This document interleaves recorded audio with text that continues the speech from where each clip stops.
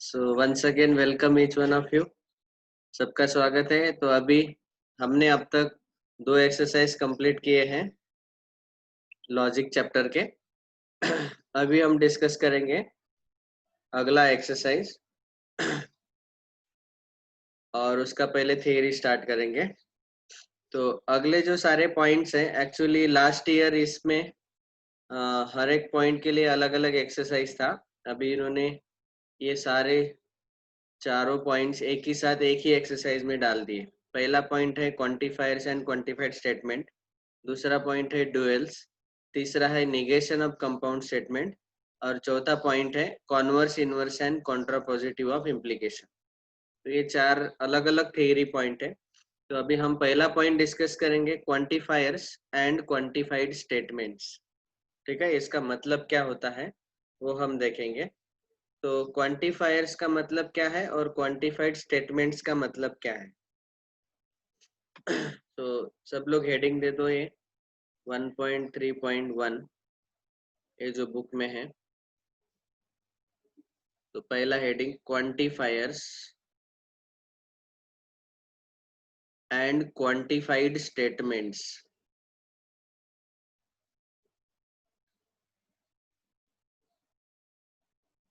ठीक है, अभी देखो यहाँ पे हम दो स्टेटमेंट लेंगे। ठीक है, इसको मैं डायरेक्टली पॉइंट वाइज ही देता हूँ। पहला टाइप है इसका, पहला जो क्वांटिफायर है उसको बोला जाता है एग्जिस्टेंशियल क्वांटिफायर। ओके, और दूसरा जो है वो है यूनिवर्सल क्वांटिफायर। ठीक है, एग्जिस्टेंशियल क्वांटिफायर को हम इस सिंबल से डिनोट करते हैं। देखो मैंने ब्रैकेट में लिखा ऐसा उल्टा ई। ओके, और यूनिवर्सल क्वांटिफायर को हम ऐसा डिनोट करते हैं वी, ये हॉरिजॉन्टल लाइन। ओके, अब ये जो एग्जिस्टेंशियल क्वांटिफायर का ये सिंबल है, इस सिंबल का नाम क्या है।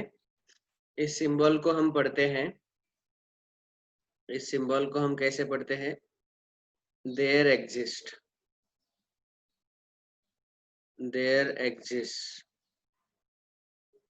ओके। और यूनिवर्सल क्वांटिफायर का जो ये सिंबल है उसको हम पढ़ते हैं फॉर ऑल। ओके, अभी एग्जिस्टेंशियल क्वांटिफायर के कुछ स्टेटमेंट लिखेंगे तो उससे और क्लैरिटी आएगा। तो यहाँ पे देखो एक एग्जांपल दिया है। Statement P is given like this: there exists an even prime number in the set of natural numbers. Okay, तो देखो ये स्टेटमेंट P हम लिख लेंगे, there exists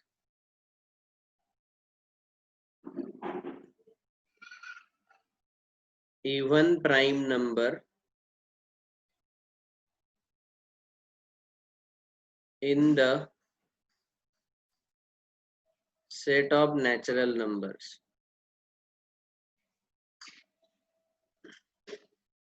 ठीक है, और यहाँ पे यूनिवर्सल क्वांटिफायर का स्टेटमेंट लेंगे, ये वाला Q, all natural numbers are positive. All natural numbers are positive. ठीक है, ये दोनों स्टेटमेंट हमने ले लिए। अभी ये जो पहला स्टेटमेंट है P, there exist even prime number in the set of natural numbers. तो यहाँ पे आप देखेंगे कि देयर एग्जिस्ट वर्ड यूज हुआ है जैसे मैंने बोला, और यहाँ पे ऑल वर्ड यूज हुआ है, all natural numbers are positive. तो ये देख के ही पता चल जाता है कि अगर ऐसा देयर एग्जिस्ट पूछा गया, बताया गया क्वेश्चन में, या कभी कभी देयर एग्जिस्ट एटलीस्ट वन ऐसा भी बोला जाता है, और ऑल वर्ड यूज किया और ईच वर्ड यूज किया, तो इसके जो आइडेंटिफिकेशन है तो वो मैं बोल देता हूँ। से कभी कभी क्या यूज करते हैं, देयर एग्जिस्ट।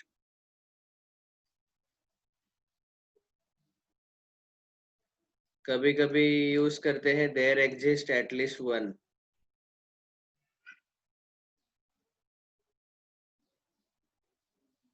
Like this.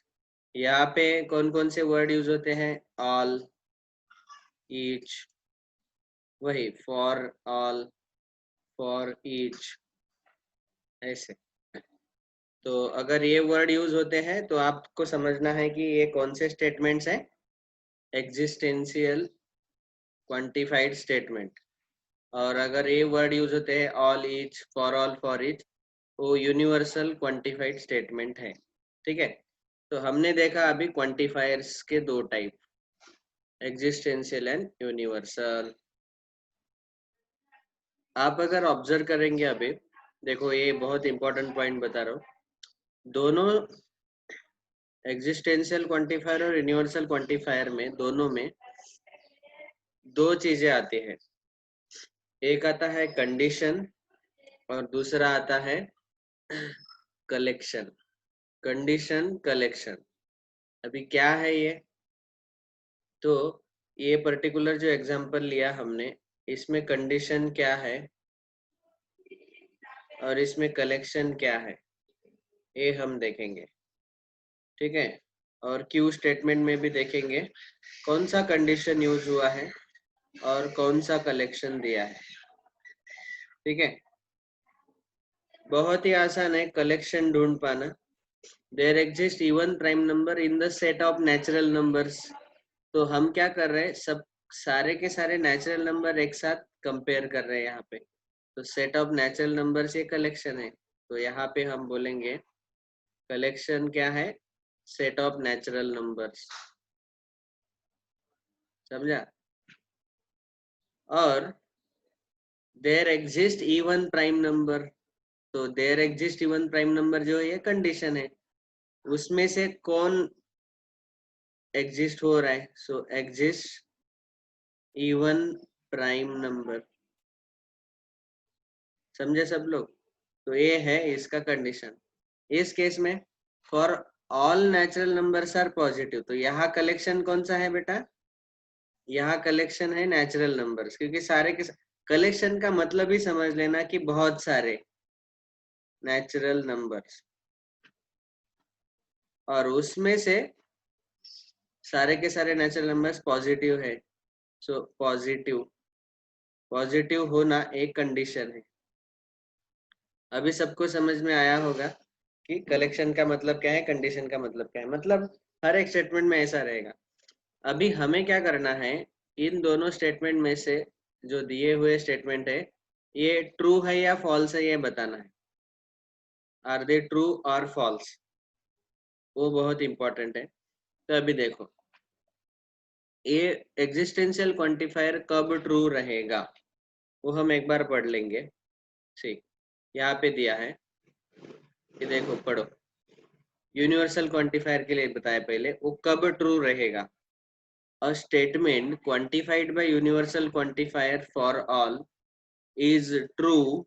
कब ट्रू रहेगा, is true if all objects in the collection satisfy the condition। if all objects in the collection satisfies the condition, इसलिए मैंने बताया आपको कलेक्शन कंडीशन आपको पता रहना चाहिए। तो यहाँ पे ट्रू कब रहेगा, ट्रू कब रहेगा, जब all objects satisfy the condition, तब ये ट्रू रहेगा। यहाँ पे देखो, all natural numbers are positive, सारे के सारे नेचुरल नंबर पॉजिटिव है क्या, हाँ है, वो हमें पता है, नेचुरल नंबर आपको पता है पॉजिटिव है। तो ये कैसा आएगा स्टेटमेंट, ट्रू आएगा। तो इसका ट्रूथ वैल्यू क्या रहेगा, कैपिटल टी। समझा अभी, अभी किसी को कोई डाउट। सो पूरा का पूरा कलेक्शन जो है ये कंडीशन सेटिस्फाई करना चाहिए। उसमें एक भी ऐसा एलिमेंट नहीं होना चाहिए, एक भी ऑब्जेक्ट ऐसा नहीं होना चाहिए जो सेटिस्फाई नहीं करता। अगर एक भी सेटिस्फाई नहीं कर रहा है तो हम बोलेंगे ए फॉल्स है। ओके, तो वही बताया है, and it is false. Universal quantifier false कब होगा? If at least one object in the collection does not satisfy the condition. At least one, एक भी ऑब्जेक्ट अगर सेटिस्फाई नहीं करता है तो वो फॉल्स होगा। ठीक है, तो फॉल्स कब होगा? If at least one object does not satisfy the condition, does not satisfy condition।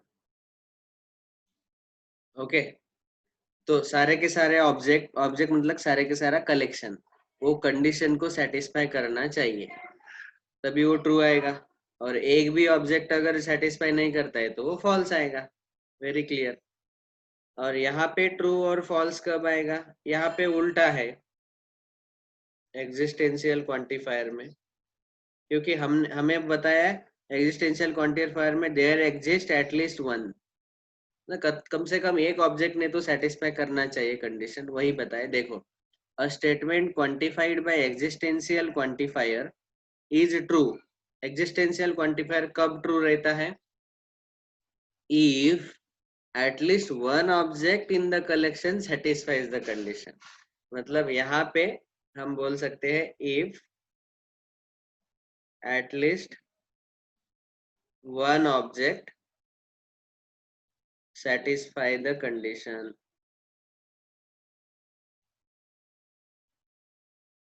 ठीक है, और ये फॉल्स कब रहेगा?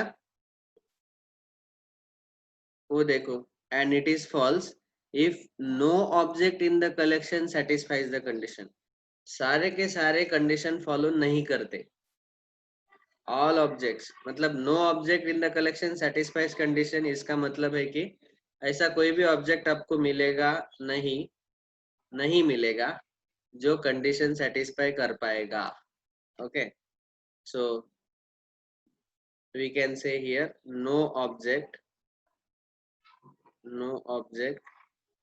satisfy the condition। देखो बिल्कुल उल्टा है, आप कंपेयर अगर करेंगे तो यूनिवर्सल क्वांटिफाई ट्रू कब रहता है? जब सारे के सारे ऑब्जेक्ट सेटिस्फाई करते हैं कंडीशन। ठीक है, और ये यहाँ पे कम से कम एक ऑब्जेक्ट ने सेटिस्फाई करना चाहिए तब ट्रू आएगा। और यूनिवर्सल में फॉल्स कब आता है? एक भी ऑब्जेक्ट सेटिस्फाई नहीं करता तो फॉल्स आता है। और यहाँ सारे के सारे ऑब्जेक्ट अगर सेटिस्फाई नहीं करते हैं एग्जिस्टेंशियल में तो वो फॉल्स आ जाता है। ओके, ये अच्छे से नोट्स लिखो ताकि आप रिवाइज करते रहे और आपको समझ में आए कब ट्रू रहता है कब फॉल्स रहता है। देखो अभी मैं एग्जांपल्स लूंगा, एग्जांपल से आपको एकदम क्लियर होगा ये चारों के चारों पॉइंट जो है, ट्रू कब, फॉल्स कब, ट्रू कब, फॉल्स कब, ये चारों टाइप के एग्जांपल्स लेंगे तो आपका और क्लियर हो जाएगा। देखो बुक में ही दिए हैं एग्जांपल्स, आपको एग्जांपल्स लिखने का जरूरत नहीं है, आप खाली समझ लो। बस आपको इतना लिखना है, ये जो नोट्स मैंने दिए एग्जिस्टेंशियल क्वांटिफायर और यूनिवर्सल क्वांटिफायर के लिए। ओके, ये यूनिवर्सल क्वांटिफायर और एग्जिस्टेंशियल क्वांटिफायर। ओके, तो देखो हम पहला एग्जांपल लेंगे। देखो एग्जांपल में क्या दिया है, कैपिटल ए एक सेट दिया है। Capital A is equal to set of all elements 1 2 3 4 5 6 7, ये 7 तक नंबर है। Determine the truth value of the following. नीचे दिए गए स्टेटमेंट्स का हमें ट्रूथ वैल्यू फाइंड आउट करना है। ये सारे स्टेटमेंट में देखो ये सिंबल आया है देयर एग्जिस्ट और फॉर ऑल, तो ये सारे स्टेटमेंट कौन से स्टेटमेंट्स है? Quantified statements. तो यही हमने बोला था, क्वांटिफाइड स्टेटमेंट का मतलब क्या है? यहाँ पे देयर एग्जिस्ट और फॉर ऑल ये दोनों वर्ड यूज होंगे, ऐसे वाले स्टेटमेंट को हम बोलते हैं क्वांटिफाइड स्टेटमेंट। और उसमें कब ट्रू रहता है कब फॉल्स रहता है अभी हमने देखा। तो ये देयर एग्जिस्ट वाला है, there exist x belonging to capital A, मतलब क्या है? X belongs to capital A का मतलब है there exist at least one x, हम ऐसा पढ़ेंगे इसको, there exist at least one x belonging to capital A, set capital A, such that x minus 4 is equal to 3। अभी देखो x minus 4 is equal to 3, तो x का वैल्यू क्या आएगा? आपको पता है 7 आएगा, 7 माइनस 4 3 आएगा, और 7 इस सेट में है क्या? है, ये है ना यहाँ पे 7, तो ए है, मतलब एक एलिमेंट इस कंडीशन को सेटिस्फाई कर रहा है। अभी देखो हमने ट्रू फॉल्स कब बोला था? ये ट्रू, ये वाला point, if at least one object ये वाला पॉइंट, हाँ ट्रू वाला, if at least one object satisfies the condition. हाँ, एक ऑब्जेक्ट ये 7 सेटिस्फाई कर रहा है, ये सारे ऑब्जेक्ट है, इसमें से 7 इस कंडीशन को सेटिस्फाई कर रहे हैं, मतलब ये देयर एग्जिस्ट वाला जो है एग्जिस्टेंशियल क्वांटिफायर जो है वो ट्रू है। देखो कैसे सॉल्व किया उन्होंने। For x is equal to 7 we get x minus 4, 7 minus 4 is equal to 3, so x equal to 7 satisfies the condition। मतलब एक ऑब्जेक्ट कंडीशन सेटिस्फाई कर रहा है, इसीलिए गिवन स्टेटमेंट कैसा आएगा? True, and truth value will be capital T. ये हुआ पहला। ओके, अभी डायरेक्टली फोर्थ देखते हैं पहले। There exist x belonging to capital A such that x plus 8 is equal to 16। आपको पता है यहाँ पे x का वैल्यू 8 आएगा, 8 plus 8 16। अभी x का वैल्यू जो 8 है इस सेट में है क्या? नहीं है, सेट में 8 नहीं है, तो इसका मतलब क्या बोलेंगे हम? ये देखो फोर्थ का answer, there is no x in A which satisfies this condition, क्योंकि x का x 8 उस सेट में नहीं है, तो हम बोलेंगे given statement is false, its truth value is f। समझा? तो मतलब कम से कम एग्जिस्टेंशियल क्वांटिफायर में कम से कम एक ऑब्जेक्ट ने कंडीशन सेटिस्फाई करना चाहिए। अगर वो कंडीशन सेटिस्फाई करता है, एक ही ऑब्जेक्ट, एक या एक से ज्यादा, कम से कम एक ने सेटिस्फाई करना चाहिए। एक से ज्यादा ऑब्जेक्ट ने सेटिस्फाई कर लिया तो कोई प्रॉब्लम नहीं है, वो तो ट्रू आएगा। लेकिन एक भी ऑब्जेक्ट अगर सेटिस्फाई नहीं करता है, जैसे यहाँ पे फोर्थ में इसमें से कोई भी ऑब्जेक्ट ऐसा नहीं है कि जो सेटिस्फाई करेगा कंडीशन, मतलब x के जगह मैंने कौन सा भी नंबर डाला तो मुझे आंसर 16 नहीं मिलेगा, तो इसीलिए हम बोलेंगे कि ये फॉल्स है। बहुत आसान है। अभी हम फॉर ऑल के लिए देखते हैं। ओके, तो थर्ड वाला देखो पहले। For all x belonging to a 8 minus x is less than equal to 7। देखो मैंने अगर 8 में से a x के वैल्यूज है ना, x बिलोंगिंग टू a मतलब क्या? x जो है वो सेट a से आएगा। तो अभी देखो मैंने अगर 8 माइनस 1 लिया तो मुझे 7 मिलेगा, तो इक्वल टू 7 है। 8 minus 2 6, 8 minus 3 5, 8 minus 4 4, 8 minus 5 3, 8 minus 6 2, 8 minus 7 1, ये सारे 7 से स्मॉलर है। मतलब ये सारे के सारे x के वैल्यू, हर एक पूरे सातों के सातों नंबर ये कंडीशन सेटिस्फाई कर रहे हैं। Okay, for all x belonging to ये 8 minus x less than equal to 7, मतलब सारे सेटिस्फाई कर रहे हैं इस कंडीशन को। कंडीशन क्या है कि 8 में से मैंने अगर x मतलब ये नंबर एक एक नंबर सब्ट्रैक्ट करके देखा, तो वो जो सब्ट्रैक्शन है वो 7 आना चाहिए, या तो 7 और लेस देन 7 आना चाहिए। तो सारे नंबर के लिए 7 या लेस देन 7 आता है, तो इसीलिए हम बोलेंगे ट्रू है। देखो ट्रू में हमने क्या देखा था? All object satisfy condition, all object satisfy the condition. तो यहाँ सारे के सारे ऑब्जेक्ट जो है 1 2 3 4 5 6 7 ये इस कंडीशन को सेटिस्फाई कर रहे, तो ये ट्रू आएगा। देखो अभी लिखना कैसे है solution. For each x belonging to a 8 minus x is less than equal to 7, so therefore given statement is true and its truth value is capital T। Clear? हाँ, अभी दूसरा एग्जांपल देखते हैं। For all x belonging to a, मतलब x जो है ये 7 elements लेके देखो, x plus 1 greater than equal to 3। अभी आप एडिशन करके देखो, 1 प्लस 1 2 आता है, 2 ग्रेटर देन इक्वल टू 3 है क्या? नहीं है।